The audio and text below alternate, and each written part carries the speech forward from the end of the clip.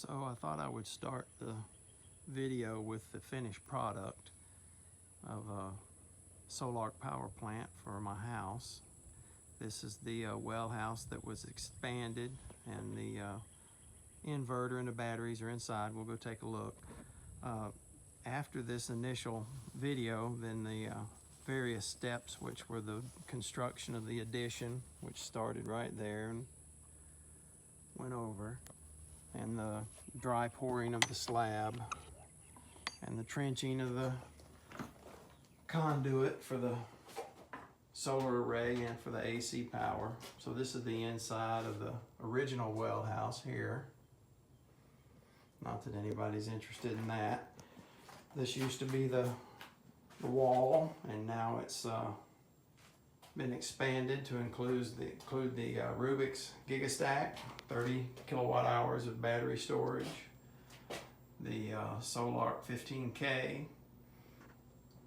This is where grid power will be brought in if I ever do that. It's just I put it here just so it would be there if I ever needed it. There's no connections. Grid power will come in there, which at the other end that's not even connected, and then I'll be able to run it to the 15K if I go that route. So far, the 15K has been running our house completely off grid now for about 5 24-hour days so far. The other videos will show the construction of all this.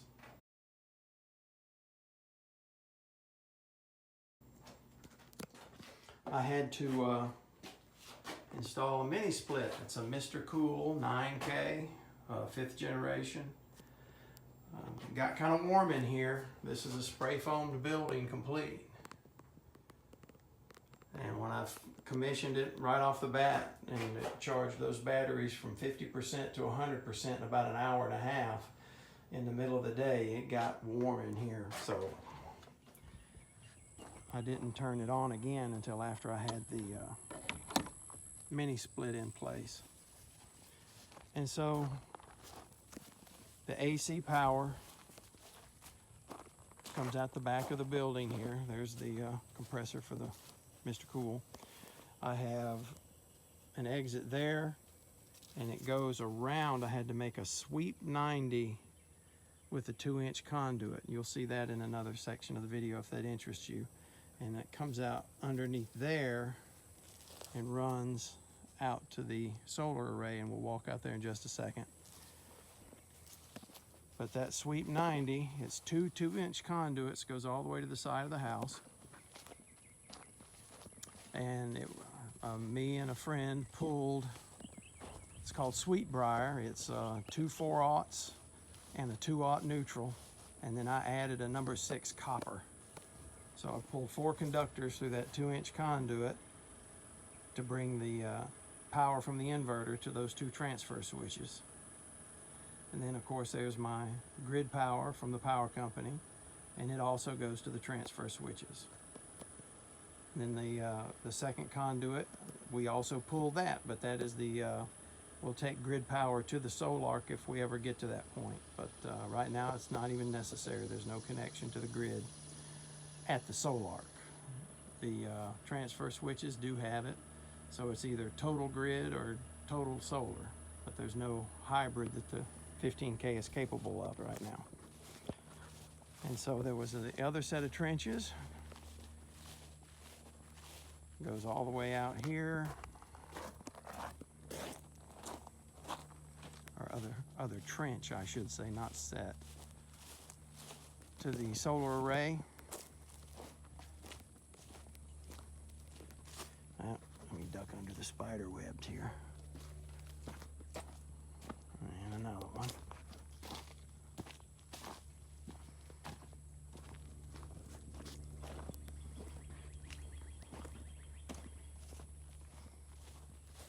And of course, that's the solar well from one of the first videos I ever made.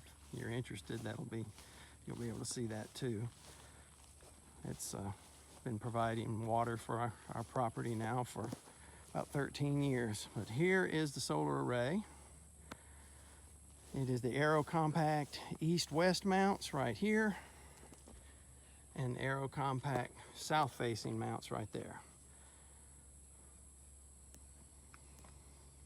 So it's a total of 42 panels. It's 28 REC solar 450 watt and 14 KB solar 450 watt. So about 18.9 kW total. And so far, every night we run down to about 30% battery capacity by about 6 in the morning. And then the solar panels start producing again about 6:30 or 7. Not very much. But then by 11:30 or noon, every day so far, the battery bank has been totally recharged. And from that point on, and the house has been running off of it too. By the way, so the house has a variable speed heat pump system in it, a 4-ton system made by Rheem, is one of their more expensive models, sadly. So the inverter, the Sol-Ark, has been powering that, the Mr. Cool there on the power plant itself, as well as I've got another shed building here that now serves as a cat rescue sanctuary. That's my wife's doing there. And it has on it, you probably can't see it, but it's one of those EG4 hybrid mini splits, a 12K. And I have 3 solar panels on the roof of the shed. And so during the hottest part of the day, it does offset its own power, but at night, there's 2 mini splits and the home's AC system powered by it. So a 4-ton unit, a 9,000 BTU mini split, and a 12,000 BTU mini split. There's the, and that's about the most this thing has been running so far this year, since we've had this thing installed. I love it. It's quiet. The inside's the same way. We chose this one specifically knowing we were going to go solar, so it really has helped. Anyway, the rest of the video will be all the construction process and putting it all together.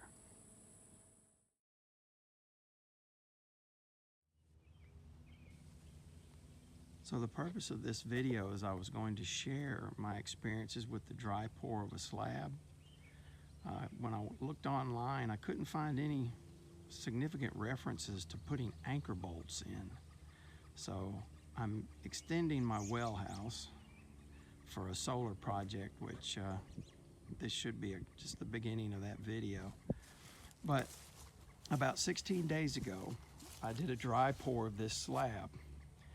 And at the time I didn't think about making a video, so I've got some still shots of it, which I might try and incorporate into this video.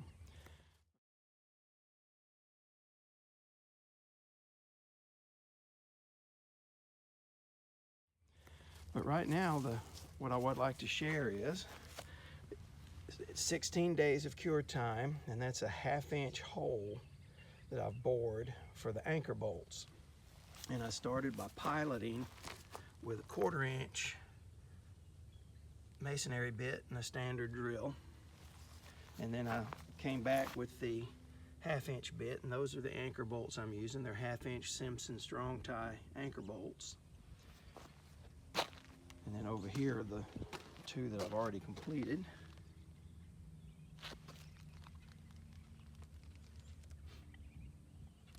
And there was no issues with it. I was concerned perhaps that it might break the concrete out, but it appears to have been cured. I don't know if it's cured completely through, but most of the way through. I didn't see any problems with drilling the holes. It took a little bit, but the anchors are tightening up quite nice over there. I bet they went in about halfway before it started getting tight with the wrench. Just using a standard 1/2-inch ratchet wrench with a 3/4 socket on it. And so far that's where it's working. When I'm done, I'm going to use these hurricane straps to attach the bottom of my studs to the floor plate, and then I'll use them again on the sill plate on top. Anyway, that's where it's at right now. It didn't occur to me until I started drilling that second hole that some of you might be interested in how thick the slab is. The center portion of the slab is about 4 inches thick, just the way the ground was underneath. I had a gravel work area here prior to expanding the slab. But then as I went around the edges, I dug them a little bit deeper. I used 2x6s for forms. So my edges are at least 6 inches deep. Give you an idea, that's the how deep I just drilled that last hole, all the way to the chuck, to give a little extra for any debris that might be down in there. And of course the air nozzle I've been using to blow the holes out to clear them out. But anyway, 6 inches around the footer, about depth. And then as you get towards the center, that was a high spot, and it's at least 4 inches there.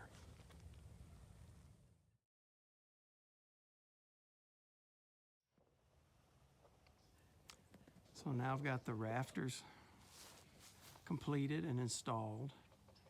Just thought I would show what it looked like before I put the decking on, and then the roofing and sides.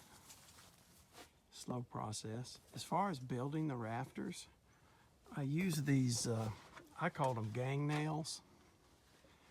They refer to them as mending plates. But 20 years ago, when I built the original part of the well house, I used these to make the rafters back then as well. And I beat them in with a 2-pound hammer. But this time, I used a arbor press on a table, and it seemed to work a lot better. I'll include a little short video of what I mean by arbor press. But anyway, I've got the plates on both sides of the rafters, and then I use the Simpson galvanized screws as just an additional measure.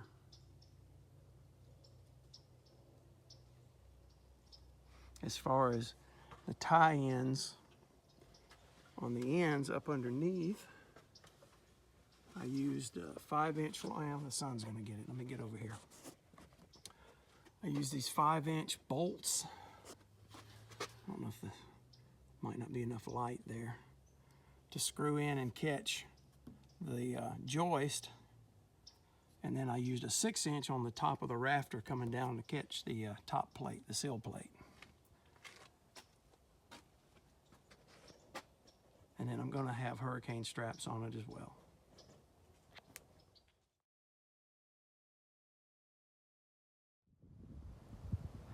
Okay, so here's the roof.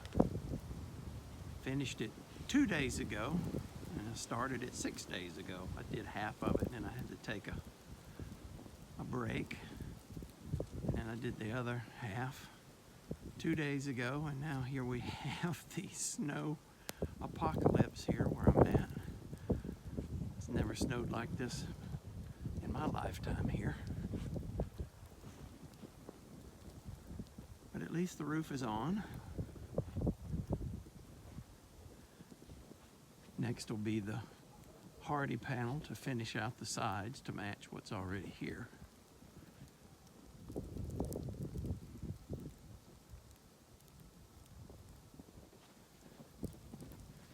And as I mentioned before, I used a 1/2-inch CDS for the decking underlayment, and 1-inch stainless steel screws for holding the metal roof down. So it may be a little bit better video right now without the snow all over the place. That was a few days ago. So the walls are complete, the roof is complete. I just finished putting the hurricane straps in place, and down below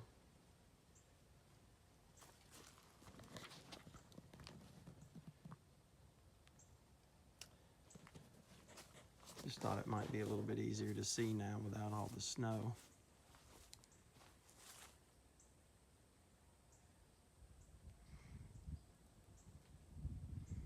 Next is the Hardi panel siding. And finish with the fascia board trim to carry on from there and make a new door for it. I thought I would share this little addition I'm putting in here. These horizontal stringers I'm putting in really to support the weight of a Sol-Ark 15K. That's what's going to be going in here. And it weighs 85 pounds, so the top rail will bolt up there and the bottom rail will bolt down there, and I'm leaving provisions for adding more. But I thought it might be interesting to show how I'm cutting these notches out so they'll sit flush behind the paneling. I made a small jig, and then I used a piece of 1x4 to set it back from the thickness, which is 1x4 is what I'm running in there. And in order to cut it, the jig I've got there serves as a guide for this oscillator saw for me to just be able to cut straight through. And then of course, once I've cut through, then I'll cut in like that. Just thought you might find that interesting. I've got top rail up here as well. See if I can't get out of the backlit sun. That's just similar technique that I did for these crossbars that you see on the outside to stiffen the wall.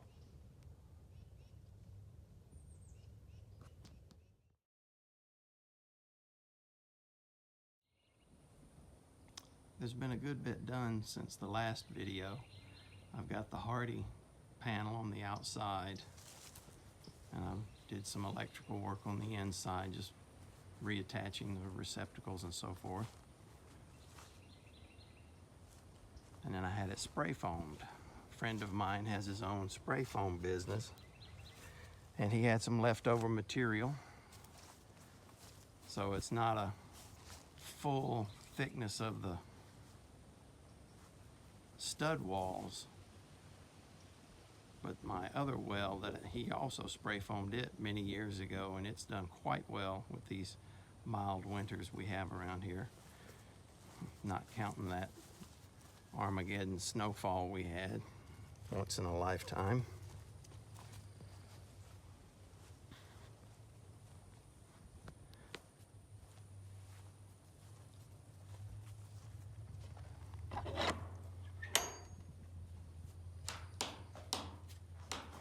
So this is the original section of the well house, obviously with the well still here.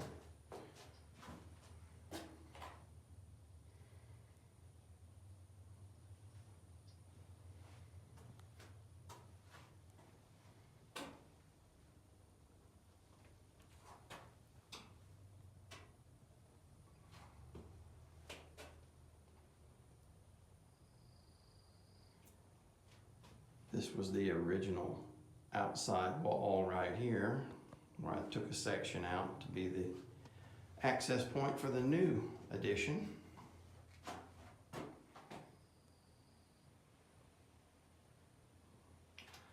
Obvious different construction technique. I couldn't remember how I did it 23 years ago, and this is how I did it now. So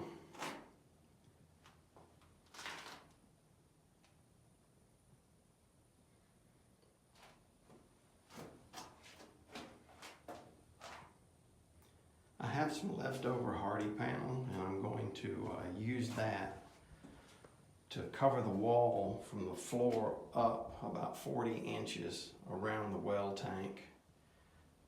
And most of the plumbing, years back, I had one of my well tanks leaked, and it sprayed all over the walls and allowed mold to grow and so forth, and it rotted the wood, the paneling.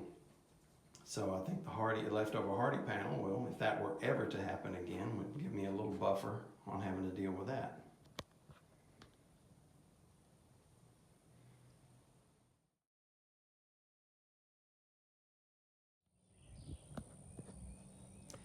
Okay, so now, after it's been spray foamed,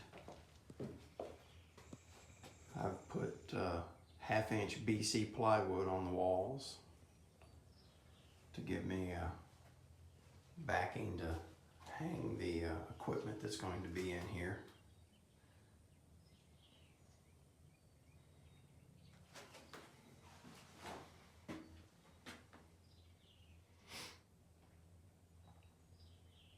2 days ago, I put a sealer on the concrete. It's been almost 2 months since I did this dry pour. And one of the things I noticed is it was continually dusting up as I would walk in here and do the work, and it was pretty significant dust. And so I purchased a product that's supposed to seal the concrete, and we'll see what it does. There were several options online, and I just picked one and sprayed it 2 days ago. And when I start working in here to hang some of this equipment, we'll see how well it has stopped the dust. There still looks like a little moisture there. Additionally, this is the original section of the well. My wife's already reclaimed it. Put everything back in here that was in here. It looks significantly better than what it did, though. One of the things is I covered the walls with the same wood that I had before. This 1/4 inch OSB, except for down low. You can see this is the drop from the Hardi panel that I had to cut for the new section of the outside. And I decided to skin the lower portion of the walls with it, since it is moisture resistant and rot resistant, to perhaps be better. I'm not going to be hanging anything from it. We'll see how that does. As a side note, the Hardi panel, for any of you that aren't familiar with it, the red section has been in place for about 23 years.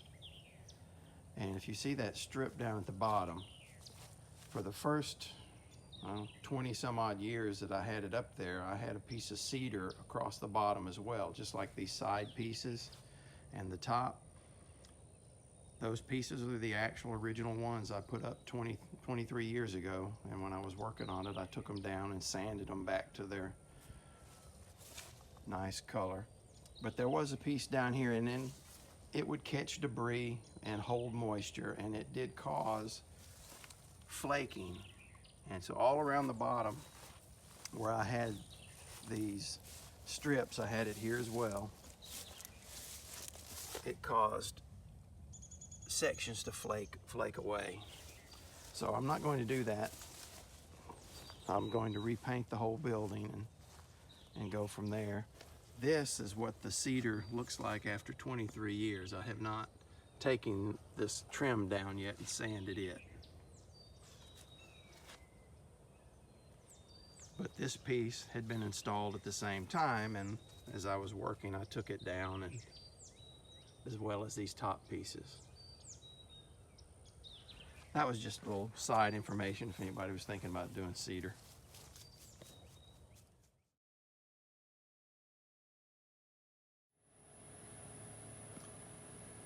So I thought I'd share this aspect of the solar project because I couldn't find anything on YouTube that addressed this directly. So this goes back to the well house that I expanded in order to put a power plant in there with the Sol-Ark and the Rubix batteries. And so I had to dig a trench from there to the side of the house so I could bring the AC power back to it. And I used 2-inch conduit, and the run is about 80 feet measured with the mule tape. It was probably about more like 78 to 80 feet from point to point on the conduit. And so I used what's called Sweetbriar URD, which is 4/0, 4/0, and a 2/0 neutral. And then I added a number 6 for a ground of copper, but the URD is aluminum. And I bought one of these. It's called a Penguin Puller Junior, made by Racketeers, I think is their name. It actually worked very well. I was glad I did that. And you can see all the pulling grease that I had pumped into the conduit as we pulled it. So the conduit is trenched underground from here at the side of the house. You can still see the scar, and it goes to the well house here, but I have to go around the back side of the well house So I took two 10-foot sticks of 2-inch and glued them, and then I laid them out in the sun for like 2 days with a ratchet strap pulling them into an arc so that they made this curve coming around there, and they curve right back into the, just to the right side of that PVC cap you see right there. They go right into there.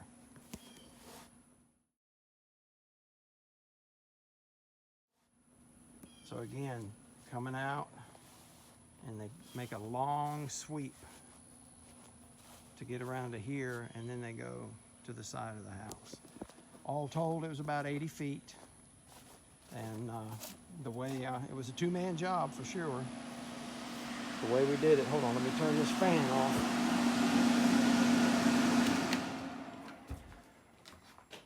The way we did it is one of us was in here pushing the cable down in through the conduit, and another man was on the other end pulling on the mule tape. And I used these little split pieces of PVC as chafe guides.